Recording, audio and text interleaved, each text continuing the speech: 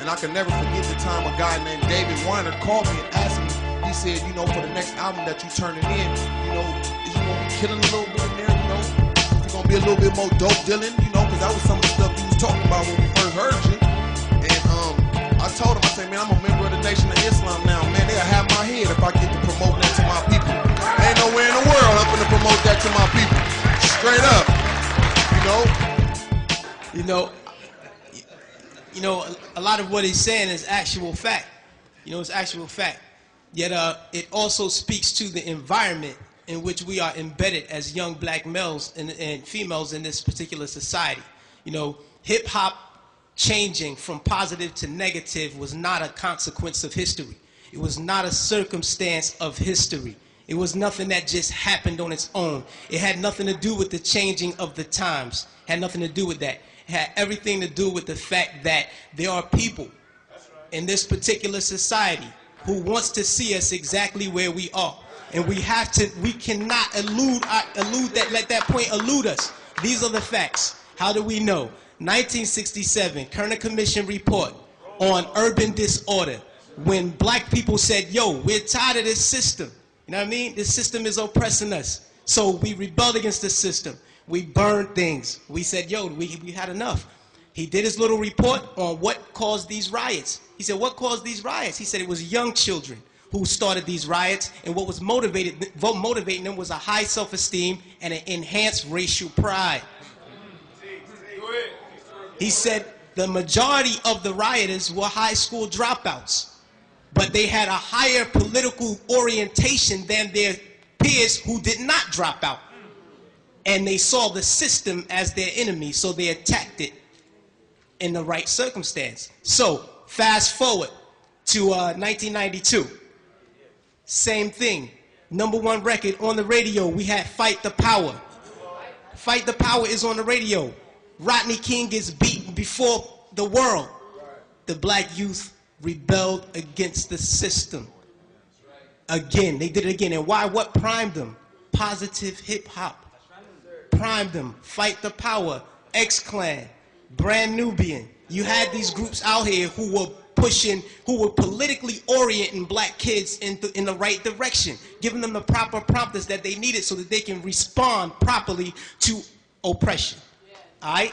In 1967, when the riots happened, he saw that the self-esteem and the racial pride was fueling this. So he said, how do I bring that down so that they will not riot? And what he did, he flooded the airways with black exploitation movies. Nigga Charlie and the Return of Nigga Charlie. These were movies. Hip-hop didn't start calling people niggas. We had Shaft. We had Coffee. Black girl turned prostitute to do whatever. You know what I mean? But these black exploitation movies brought down the self-esteem and the racial pride so that the kids will not rebel against this system of oppression. 92, the racial pride was back in effect. We had black kids going to Dr. Ben Yuckinen lectures. We were spending our money to go see Farrakhan speak as opposed to going to a strip club. This is where we were. The most coveted article of clothing was a historically black college or university sweater. We were motivating children towards positive attitudes and lifestyles. And when Rodney King got the beating, heads responded properly. Fast forward to our day. Sean Bell is shot 50 times in the street in New York by police officers. #1 song on the radio, Like a Lollipop. Nobody do nothing. Nobody respond to nothing. Trust me. Trust me. Just like the brother, I believe it was JT, the bigger figure, who said that the label executives came to him and said, yo, brother, we need you talking about guns and whores. You know what I mean? That's right. That happens. I've been in those meetings with management and had to ask me, is what you're saying really what you believe, so that we'll know how to market you properly? You know what I mean? This happens. Young Buck on his album, he has a song on his album that talks about police terrorism.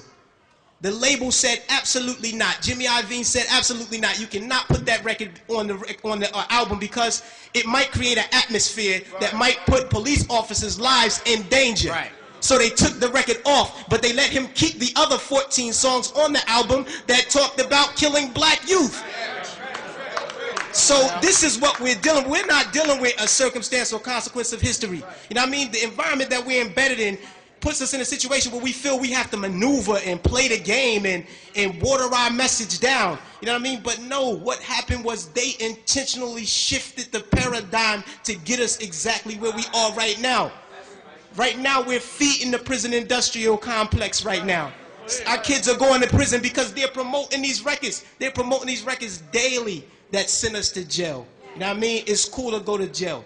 You know what I mean? They glorifying these things. And it's not the black youth. We're in a position where we get, like the brother said, the choice. You know, he said, yo, I chose the positive. So I didn't do it. But every youth is not going to take that route. I know I come from the projects. Grew up in the projects all my life. You know what I mean? And we're not turning down $500,000 to say nigga. We're not going to do it because we won't turn down $200 to take a package of crack from one corner to the next. You know what I mean? We're living in a state of poverty and want of all things. So it's hard for us to make that. Our judgment is clouded. And they knew that the judgment would be even more clouded if they took groups like X-Clan off the radio. This is just what it is. And until we start to deal with the environment that's shaping the behavior, we'll never get to the next level. We have to confront that. Wait.